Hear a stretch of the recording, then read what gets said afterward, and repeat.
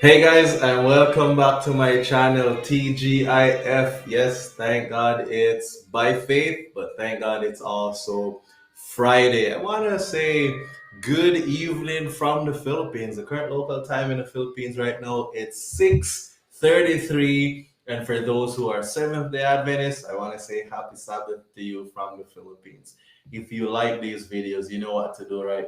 Give a thumbs up to these videos, leave a comment below, subscribe to the channel, and please just keep following my page and share this content with family and friends and those that you think can benefit. I have some amazing updates for you. I have a new feature this week. Yes, I have a new feature. Basically, you know me, I'm always constantly thinking, how can I give back to you guys? How can I give you more? You know, I don't just want to give you a little bit, I want to give you my all. And so I have a beautiful lineup for you this week. Um, Before we get into the surprise health lecture that I'm going to give to you guys, just want to tell you a little about my week. All right. Week was very good. This Sunday this week, very productive. I actually went out to practice some takeoff and landings. As some of you may know, I'm working on my 206 rating. Our ministry has a Cessna 206, which is a bigger bird, heavier engine. It's a six-seat capacity airplane. And the pilot, who is my mentor and my brother, Captain Sean Knapp, over there in the Palawan project, he does not have a relief pilot. So when he needs to go on furlough, the director is the only one with the rating in the ministry who covers for him. So I am being added to the reserve. So until I have an airplane for this new base I'm pioneering, I will be helping to relieve him time to time.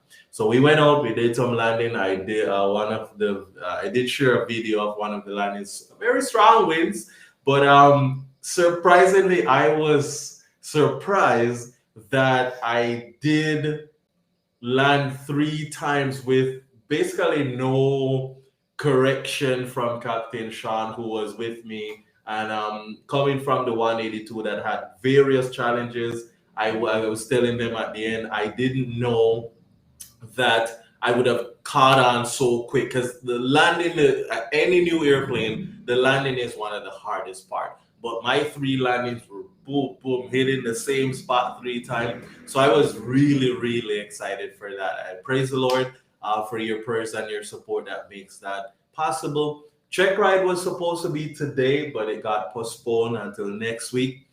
Philippines, Metro Manila right now is under very strict, heavy lockdown, but we are still able to move around, so that's a huge blessing. Now, I have another surprise that I want to share with you guys, which is at the end of TGIF. Yes, at the end of this stream, I will be asking a question and I have a giveaway. I'm going to be giving away two copies of the Missionary Kitchens cookbook. Yes, you heard me correctly. We're going to be giving away two copies. It's not a hard copy book, it's an e-book, right? So it's an electronic book, PDF file. I'm going to be giving away two copies of that. It's 125 plant-based recipes on how to win taste bud for Christ. Irene and I wrote it together, and it's basically the product of doing cooking schools in the United States. And so we want to share that with you. It's free. It's available on Amazon for sale. It's about $23 to $25 per copy, but we want to give away two free copies. And it's to complement the new feature that I'm going to be sharing on my channel and also on my page. So you have to watch the feed until the end. The question will be asked, and you will comment the question on the video, and we're gonna raffle those. And the winners will be announced next TGIF. Notice I didn't say next week because I don't know what next week has in store for me. I may be in an area where I don't have internet to do TGIF, and so next time, which means that if I don't do it next week, Friday, then it's going to be the following week, and you have a longer time to share the video, comment more the answer, and then we will select two winners who will win a copy of our Missionary Kitchens cookbook. All right. So right after practicing on the airplane for a check ride, I had a big team with me. You might have seen that on my Facebook page, and also my account. I also shared a little on Instagram. I had the privilege of hosting two of our missionary pilots, and with the one of them had his wife and his children, two kids with him. We also had another part-time missionary with us. So our home was packed for 1 week. Our home was packed, and so this week they were with us Sunday, Monday, and I dropped them off Tuesday morning at the airport. And hopefully we'll see each other again next week or sometime in the future, God's willing. Them being with us was a huge blessing, a lot of responsibility, feeding and hosting, and then there was a lot of driving to commute them around Metro Manila for their various appointments. But the blessed, humble, the Nissan Patrol continues to be very beneficial, and the Lord gave me the strength to drive this week. An average day was 12 to 14 hours transporting them around, and they were able to get most of what they were able to do was successfully done. So we really praise the Lord for that. All right. So with this new feature that I'm going to be sharing with you guys, I have to tell you a little of my background so that way no one will take me through any lawsuit or no one will scrutinize. I am not a doctor. I'm not a physician. I'm not even a naturopathic doctor. I am not a nurse. I am not a dietitian. Whatever degree is issued in the practice of health, I am not degree qualified. All right. I am what you call a medical missionary. And basically, a medical missionary is an individual that has received a shotgun training. It's very concise, it's compact, where we bypass the long 4, 5, 6, 7, 8, 9 years of medical school, the 4 years to 5 years of nursing school or dietetics, etc. We have bypassed those years and put it in a concise box or a small box, which it's heavy loaded with material. So the bulk of my training is I can reason from cause to effect. We cover nutrition, physiology, disease, and treatment. We also learn hydrotherapy, massage, cooking schools, and because it's an Adventist institution, we did cover some evangelism tools and also some spiritual classes as well. Okay, and I received the 3 certificate, which is health evangelism, massage, and hydrotherapy or water therapy treatment. Right, I received that training actually 10 years ago. Yes, 10 years ago, I finished that course in the College of Health Evangelism in Wildwood, Georgia. Since then, I have been functioning as a freelance, no salary, no paid medical missionary. So I'm certified as a medical missionary.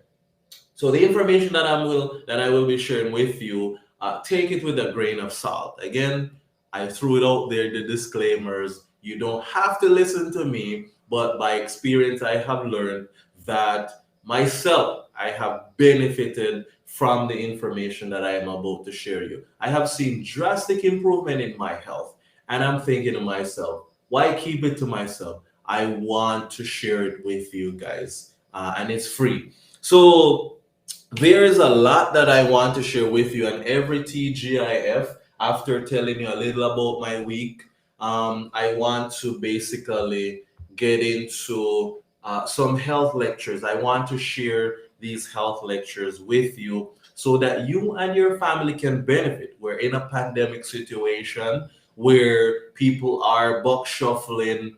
Many are struggling to figure out, how do I stay healthy, right? I will share some things with you that's going to be very startling. I have statistics that I will be sharing with you.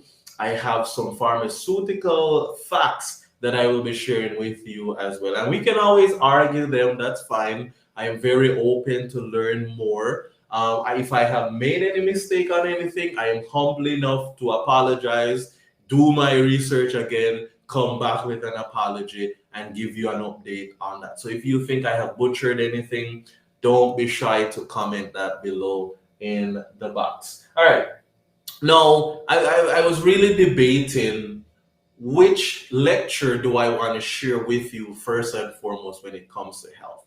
I was kind of tossing back and forth, not sure which one, but then I thought to myself, I want to begin with a disease.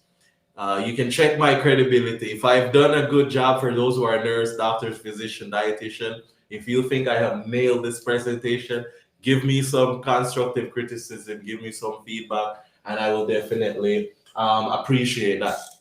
So basically, I'm not gonna write the whole title here. I'm just gonna put the letter, right? We're gonna be looking at diabetes, right? Specifically type 2, right? Type 2 diabetes. That's what we're gonna be looking at. Type 2 diabetes. Now, there's so much to cover about type 2 diabetes.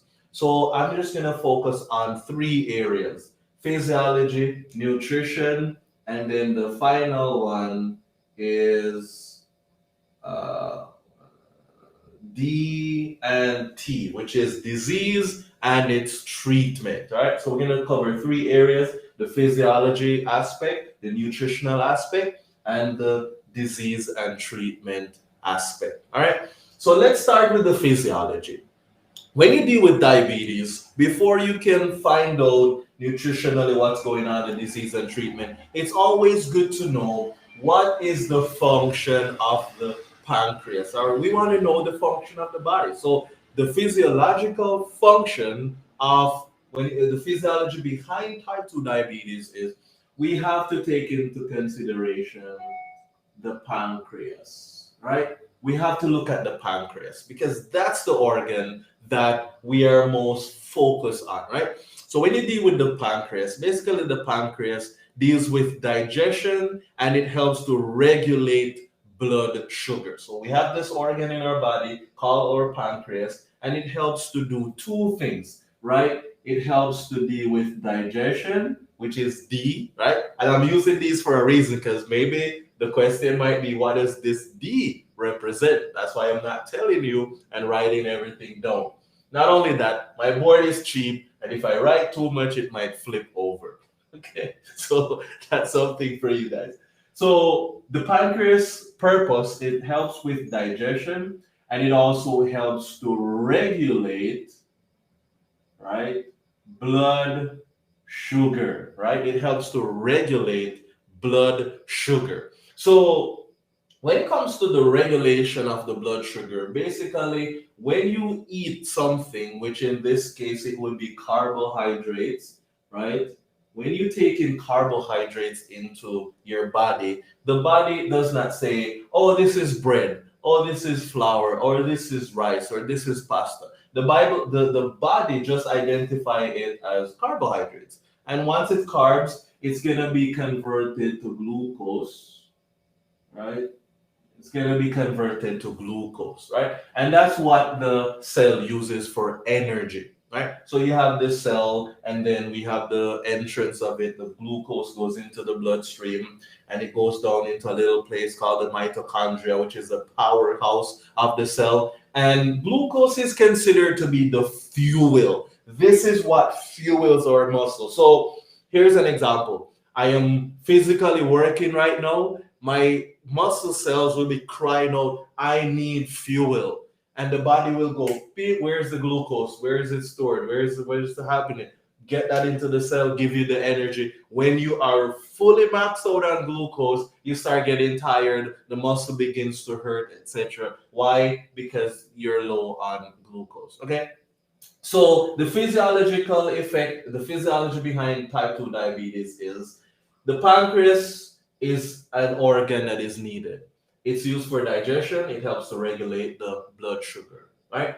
Carbohydrates comes into your diet based on what you eat, right? So we have a source of carbs. The body identifies that to be glucose, and then it is used for energy, right? We also have another thing called the insulin receptors, right? Insulin receptors. When you deal with an insulin receptor, just imagine something like a cell phone, okay? You remember back in the days when cell phones had this antenna attached to it, okay? So that antenna is like it's used to get the signal. And if you're in some area, sometimes we have to go out, we do stuff like that. There were times when those cell phones would fall, various accident, the pole would break off, and when it breaks off, guess what happens? There's no more communication happening, right? So your insulin receptors are the same thing, right? They are needed for communication. So we have and that's a new thing I want to introduce here, right? Basically, the pancreas secretes something called insulin, right? Insulin. I remember I told you that it helps to regulate the blood sugar, right? The pancreas helps to regulate the blood sugar. How it does that is it has a little, we're going to call this a cab driver, right? The cab driver is the insulin. Basically, he takes that thing into the bloodstream, right? He takes the glucose into the bloodstream. So insulin becomes a transporter of glucose into the bloodstream. Now, when the insulin gets to your door to deliver that glucose, it knocks on the insulin receptors. In Tagalog, we would say tao po, knocking, right? The insulin receptors, they are there. The insulin comes and it's transporting the glucose to the cell, and then it knocks on the door. Okay. When it knocks on the door, which is communicate with the insulin receptors, the cell opens up, the glucose is transported inside, the insulin takes the glucose inside, and we have stuff happening in the mitochondria. We can burst in energy, we can run, we can punch, we can lift, we can thrive, and everything flourishes. So physiologically, that's how the body functions in terms of the pancreas. It helps to regulate the blood sugar levels. It also helps with digestion. Okay. And we know when carbs comes in, it's converted to glucose. It's used for energy. The secretion from the pancreas is known as insulin, and it's the little cab driver that transport the sugar as it comes to the insulin receptors. It makes communication, the cell opens up.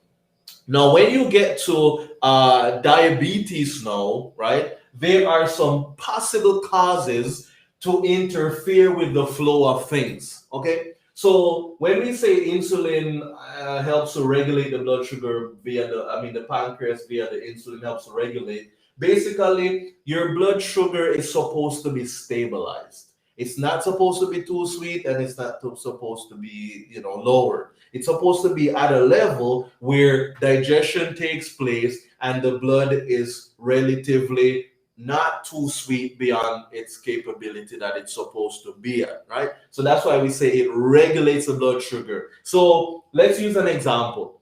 You had a lot of white bread. Let's example. You had a lot of white bread, which is going to give you a lot of glucose. That's a lot of energy, and that comes into the bloodstream. Naturally, the blood is going to be too sweet with all that excess glucose. So insulin steps in and say, blood is too sweet. The pancreas say, let me secrete some insulin so I can stabilize that blood sugar for you.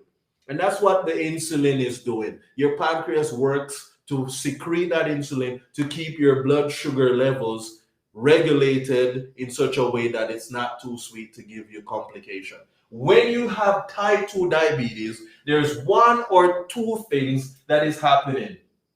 It's either the pancreas has reached a point where it's overworked and it's not functioning as it's supposed to, it's not producing the adequate amount of insulin that it's supposed to have, or your insulin receptors have been damaged. Those are the two possible causes of diabetes. So I am yet to find a patient who actually did some examination from their doctors to figure out, when you diagnosed me with type 2 diabetes, where was the problem? Was it with my pancreas or was it with the insulin receptors? Usually, It's in many cases, lifestyle points to the culprit being the insulin receptors. And you can imagine the insulin receptors as your door. So you have your door, and somehow someone was able to change the lock.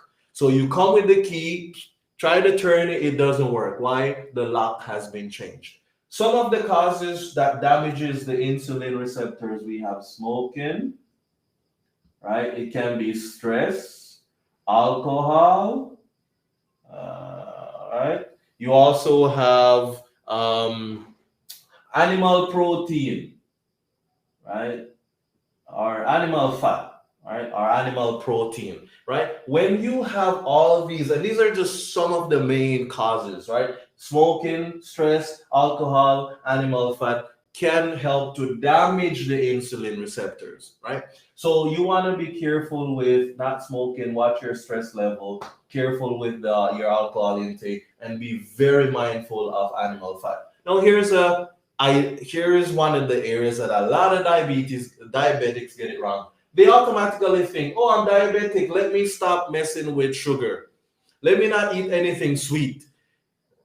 Sweetness, yes, that does will stimulate the blood sugar levels. I won't argue with that. However, your source of carbohydrate is a lot more dangerous than actually sweet things. And a lot of diabetics, they are not mindful of that, right?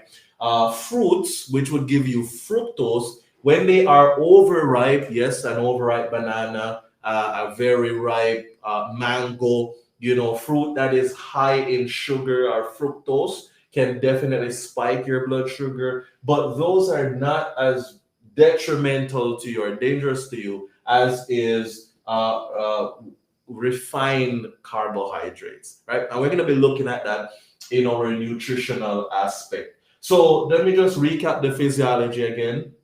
When you eat something like source of carbohydrates, etc., it usually spikes the blood sugar level. Now, in order to stabilize your blood sugar level, the pancreas will secrete insulin, which is the cab driver, and it takes it to the cell and it knocks on the insulin receptors. The cell opens up and glucose goes into the cell and it's used for energy. When you are type 2 diabetic, one out of two things is happening. It's either your pancreas has worked so hard to produce insulin and it has reached a point where it has gotten so tired that it's not functioning and giving you enough insulin to work with, or your insulin receptors are so damaged that when the glucose goes to the door, somebody changed the lock and it will not allow you to have insulin coming into the cell. That is why type 2 diabetic, after a while, they become what you call insulin dependent, which means that now they have to be taking the injected insulin because either the receptors are damaged or the pancreas is not functioning anymore as it's supposed to. Now, a quick thing in the physiology of insulin. Insulin, I'm just going to put the acronym here. It's a growth hormone. Okay, insulin is a growth hormone, and I'm going to shock you a little bit. What do I mean by insulin is a growth hormone? The more the pancreas secretes insulin, it will be the result of excess glucose coming into your bloodstream. Blood is too sweet. As a matter of fact, that's the AKA name for type 2 diabetes. Sweet blood. The blood sugar level is too sweet. So insulin is being secreted by the pancreas to regulate the blood sugar. Okay. Now, this is a growth hormone, meaning it stimulates growth. So that's why the average diabetic has a big stomach. All that excess insulin coming into the bloodstream, etc., it will lead to huge tummy. People call it belly fat, people call it baby fat, whatever fat you want to call it. Excess insulin will lead to that stomach becoming bloated. Why? Too much insulin being secreted constantly, and it's a growth hormone, so you end up with that nice little belly fat, and now you have to get a gym membership to try and work it off, which the average diabetic doesn't have the energy because the glucose level is not there as it's supposed to be, so they barely survive gym and they just deteriorate down the road. But we have good news. So if it's so bad with what's happening, how do we use nutrition to combat this disease? Okay, it's very simple, right?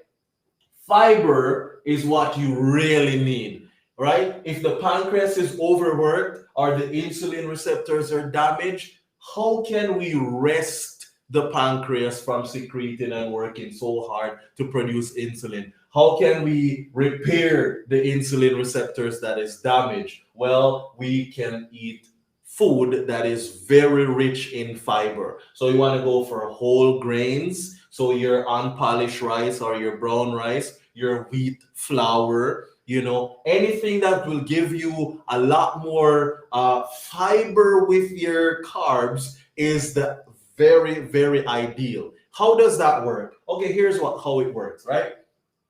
When you eat, and if I was to draw a little diagram here, right? And we're going to be looking at food. So this is just a little diagram. Say when you eat a carbohydrate, which is like white bread, maybe it might just it stimulates the blood sugar level. The blood sugar level will rise higher in comparison to a whole wheat slice of bread. Okay, so essentially, more refined carbohydrates will elevate the blood sugar level higher than if you do high fiber coming in with your carbohydrate. So your brown rice, your wheat pasta, your wheat flour, your wheat bread, etc. These carbohydrates, they are more rich in fiber, so the pancreas will not have to work as much because the blood sugar levels are not spiked by whole grains. That's why you want to eat whole grains.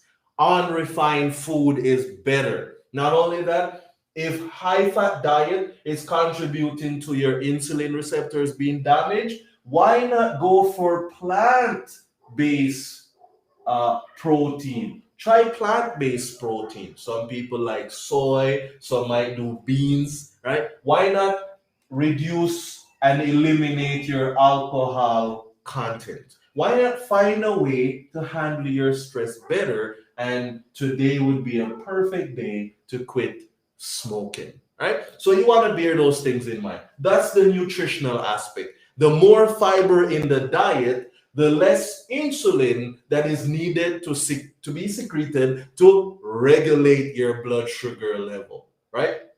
So some people might be saying, okay, we've heard of nutrition. What is this disease and how do we treat it? How do we tell that we're prone or becoming diabetics? Well, there are various ones, right? There are various signs and symptoms of diabetes. So in the disease and treatment aspect of our study here or sharing, right? There's a lot on the list, but I want to talk about the ones that I'm more familiar with. The first one is urination. You just keep constantly peeing, and you're like, man, why do I constantly keep going to the bathroom? Well, you know what, friends? This sign is actually a blessing in disguise. I kid you not. Yes, it is a blessing in disguise. Have you ever wondered why is it that when I'm testing if I am diabetic, why do I give a urine sample to the laboratory? If you're testing me for diabetes, why do you test my urine? I mean, I know we can test the blood, but why the urine? Here's why. One of the body's way of eliminating the excess glucose is through the urine. That's why you do a urine test. If we find glucose or sugar in your urine, then that's a clear indication that you're having so much sweetness in your blood that it's actually coming through your urine. So frequent urination, and you test it and you find out, it's a good sign that says, stop what you're doing, put the brakes on, because now your body is so messed up that the pancreas is not able to produce enough insulin to regulate that blood sugar, or maybe the insulin receptors are damaged and you have all that excess glucose lying in your bloodstream. The body say, hey, I have to find a way to get this thing out before I perish. Before you die, right? Before you come to that failure point, your urine constantly urinating is a good sign to say, hey, you need to stop what you're doing because now you have glucose coming through your urine, right? So that's a good sign. Then you also have frequent thirst, right? You become very thirsty as a result of looking at that. You also have slow healing of cuts. Why do I have slow healing of cuts and wounds? Why is it that the average diabetic will have their legs amputated? Right? Here's why. Right? So we gotta put that down. Slow healing. Right? The blood is so sweet that your immune system is compromised. That's why you're not healing. The blood is so viscous, it's so sweet, it's so thick, right? There's so much sugar floating around into the bloodstream. And so the body is saying, when you have a cut, it's not healing, it's because the blood does not have what it needs to provide healing as it's supposed to. So that's why there's healing and it's very slow. And that's why when you become a diabetic and you get a wound such as an amputated leg, you have to be very careful because there's no guarantee that that kind of open wound is going to heal anytime soon. All right. Now, you might be thinking, okay, I'm listening so far. I'm doing, how do we treat this thing? Well, the first thing is we run to the doctor. And this is where I'm going to get in trouble a little bit. There are some people, they will argue with me. And instead of throwing things out there that I cannot justify or back up, I will just ask questions.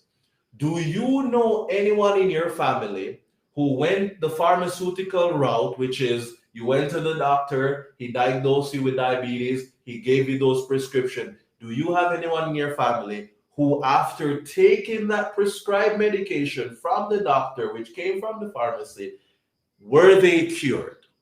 That's all the question I'll ask. I am still looking for a diabetic who received pharmaceutical medicine or treatment and received cure from their type 2 diabetes. If you know anyone who was cured from pharmaceutical medication for diabetes, please comment below and tell me the story. I really would like to know because I'm still trying to find one, right? So because I haven't found any, my conclusion is pharmaceutical medication, yes, it helps to regulate the blood sugar, but it does not cure or reverse the diabetes. However, as a medical missionary, I have seen first-hand patients who followed the treatments I'm about to give you, who followed the remedies I'm about to give you, they have had their type 2 diabetes reversed. Yes, it is what we call a lifestyle disease. Type 2 diabetes is a lifestyle disease, and if you change the lifestyle, the disease, chances are it will have less repercussion on your body. And if it's God's will, folks, you can have this disease healed or fully cured. I have seen patients with my own two eyes who receive healing, complete healing, and recovery from their type 2 diabetes, right? So when you go to the pharmacist, they just give you something that will regulate. Now, I want to put it in a way that you can understand. So in closing, this is my conclusion on the whole matter, right? Here we go. You walk into your bathroom one day and it's flooded, and you realize someone left the faucet going, right? And so it's flooded, right? Water all over the place because someone left the faucet open and the water is just pouring like crazy. Now, what is the smartest thing to do?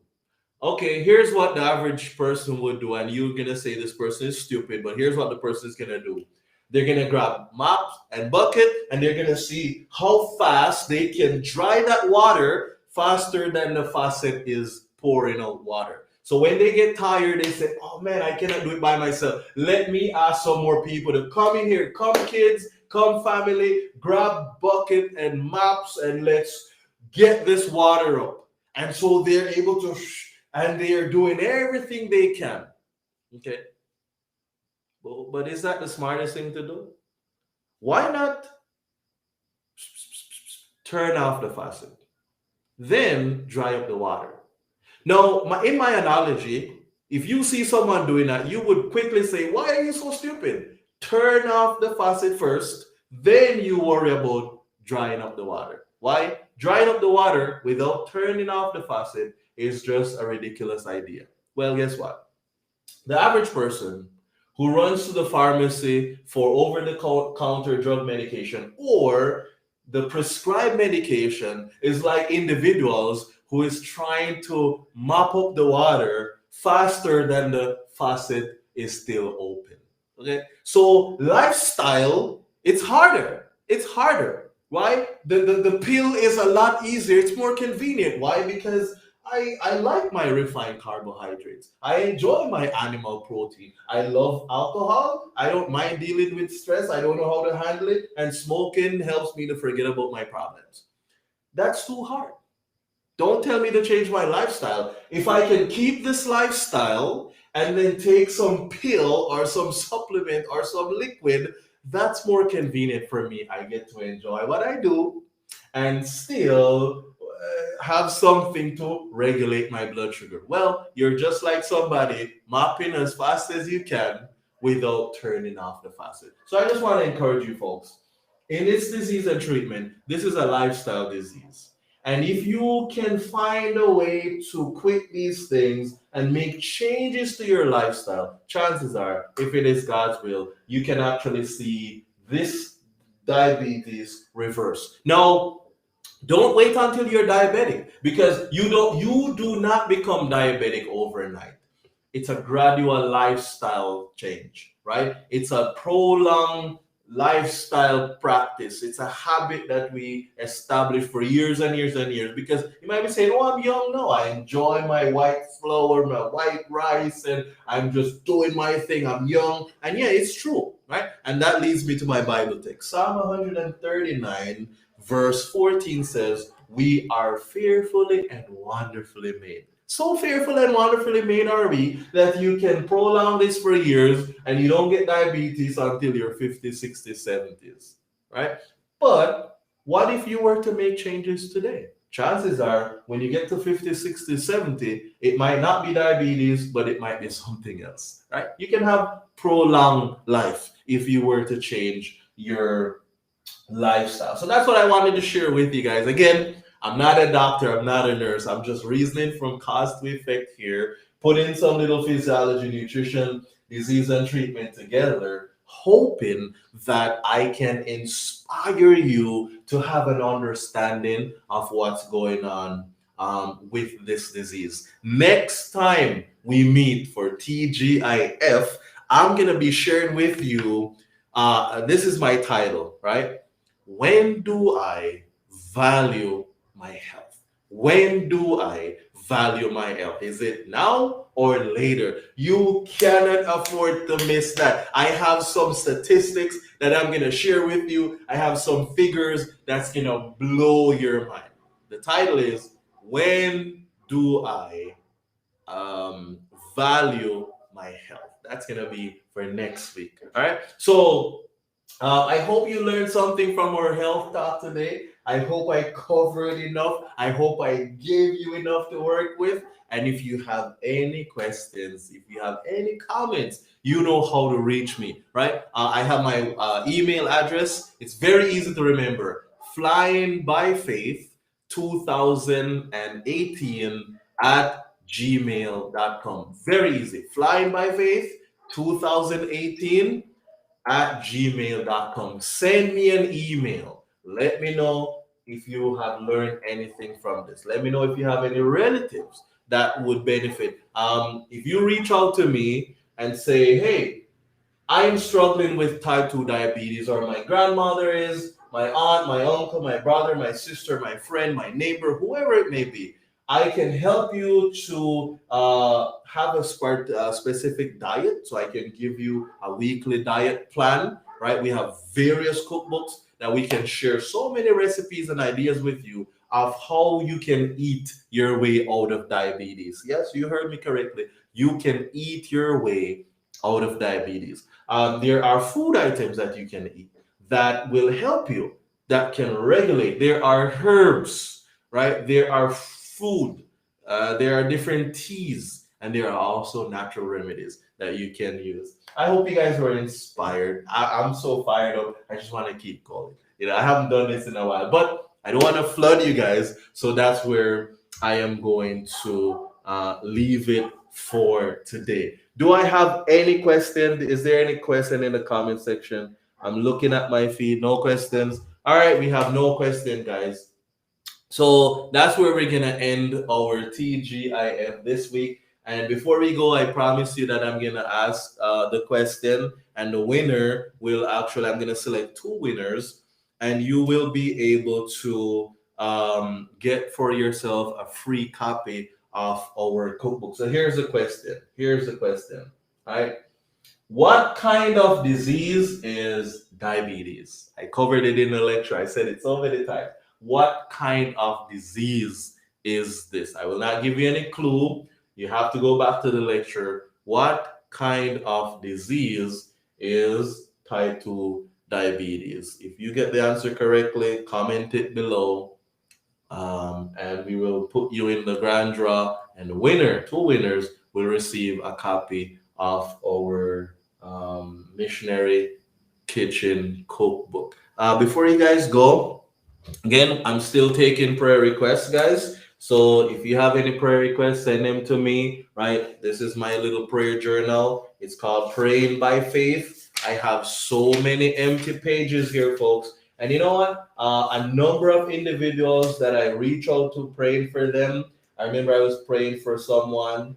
I'm not gonna tell you the name, but I was praying for brother I, because he wanted improvement on his job. Message him, and basically he has work has improved a lot, right? And I've been messaging individual. One person, brother R, had asked me to pray that he will get a job. I contacted him later on, and he now has a job. And I'm just looking through it. When these things happen where I see answer to prayers, it strengthens my faith. Why? Imagine you go into prayer and you're always praying about yourself. And then what you're praying for, you're not seeing the answer. So you can get discouraged sometimes, right? So what I've decided to do is, instead of just be praying to the Lord all the time about me, myself, and I, and what I need for ministry, and what the other missionaries need, and the other air base, I have decided to add a little more dynamics to my prayer by praying for you and your family. If you would like to have your prayer requests in my prayer journal, you can comment it below if it's not too private, or you can send them to me via direct message. You can also email them to me, flyingbyfaith2018@gmail.com. I would love to be praying for you and your family. You know why? I am the product of individuals who have been prayed for me. Without your prayers and your support, none of this would be possible. I would not be flying by faith. I would not be lecturing by faith. I couldn't host by faith. I would not be able to drive by faith, and I couldn't live by faith. So God continues to use you guys to be praying. And as you pray, he moves and he provides. And that's why we're able to do what we're able to do. I am your host, Davin Bennett. It was an amazing week. Next week, by God's grace, promises to be good. We don't know. We'll see. Please go over to my YouTube channel. I was able to do an interview with three individuals. Two of them, I had interviewed them before, so they have updated videos, which is the nurse who was ambushed, and he was ambushed to become a flight nurse. Later on, he went back to work as a lawyer and as a nurse. Now he is getting flight lessons to come back and be a missionary pilot. Go over to my page, go over to my YouTube channel, see his video, listen to the amazing testimony of how he's now working towards becoming a missionary pilot. I interviewed our missionary helicopter pilot in Palawan, that's Captain Daniel Louis, right? I got some amazing updates from him. You have to see those videos, folks. You're not going to believe it. And I'll share one tip with you.